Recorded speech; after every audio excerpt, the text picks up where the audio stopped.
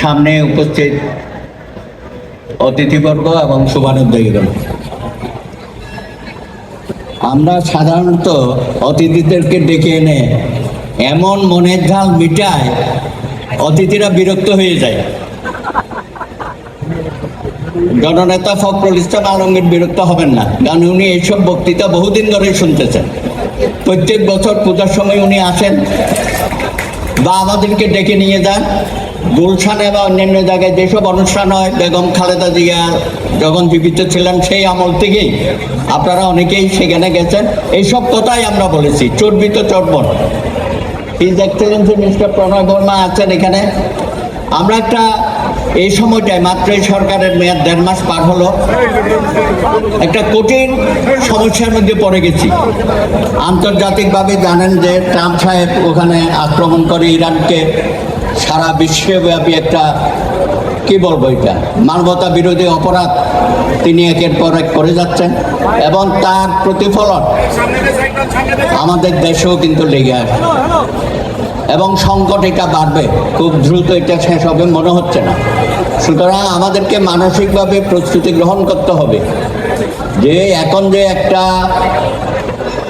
12ই ফেব্রুয়ারি নির্বাচনের মধ্য দিয়ে আমাদের সামনে যে একটা মহা সুযোগ আসছে, সেটাকে কাজে লাগাতে হলে আমাদেরকে ঐক্যবদ্ধ থাকতে হবে। আমাদের জাতি হিসাবে বিভক্তি হবে না, সনাতনী সমাজেও যেন আমাদের মধ্যে কোনো বিভক্তি না হয়। আর অনেক কথা বলা হয়েছে, একটি কথা বলা হয় নাই যে আমরা 29% ছিলাম, তারপরে 21%, এখন 8%। কেন এই যে আমাদের লোকজন সংখ্যায় কমে যাচ্ছে কেন গত 54 বছরে? এই হিসাব নিকাশ করতে হবে। এবং বর্তমান সরকারকে অনুরোধ করব, মাননীয় প্রধানমন্ত্রী, আমাদের এখান থেকে কোনো একজন ব্যক্তিও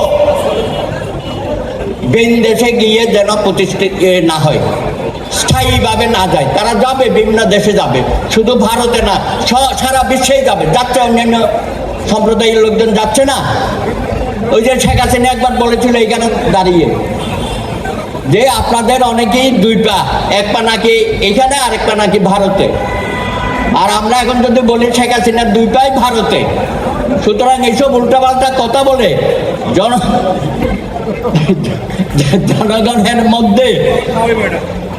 জনগণের মধ্যে যে প্রতারিত হয়েছে আমরা, সেই প্রতারণার থেকে আমরা মুক্ত হতে চাই। আমরা আশা করব বর্তমান সরকার আগামী 5 বছর তারা সনাতনী সম্প্রদায়ের প্রতি বন্ধুসুলভ আচরণ করবে এবং তাদের যত অভাব অভিযোগ আছে সেগুলো ক্রমান্বয়ে তারা সমাধানের চেষ্টা করবে। ইতিমধ্যে আমরা বিজনদাকে পেয়েছি, মাননীয় প্রধানমন্ত্রী যে দায়িত্ব দিয়েছে, হিন্দু বৌদ্ধ খ্রিস্টান সঙ্গে আবার আদিবাসী, শুধু বিশাল দায়িত্ব। এখন আপনাদের যত অভাব অভিযোগ আছে আমাদের সব কিছু এখন ওনার মাধ্যমে আমরা প্রধানমন্ত্রীর কাছে চলে যাব, তাই না? তাইলে আমরা একটা, আর হিন্দু কল্যাণ ট্রাস্টের ভাইস চেয়ারম্যান, আমি বলি যে ভাই সারা বাংলাদেশের মঠ মন্দির তো এখন আপনার হাতে চলে আসছে। উনি একবার ওইতে জাদুঘরে সমস্ত মঠ মন্দিরের সবাইকে ডেকে বললো আপনারা ভোটের পক্ষে ভোট দেবেন। আমাকেও বক্তা হিসেবে ডেকেছিল, কিন্তু আমি যাই নাই, কারণ আমি জানতাম যে এখন এগুলো জবাবদিহি করতে হবে। তখন যা কথা বলেছি সেগুলো আসলে বাস্তবিক, বা এই জুলাই সনদ নিয়ে যে সমস্ত বিতর্ক হচ্ছে, এই বিতর্কের মধ্যে আমরা ঢুকতে চাই না।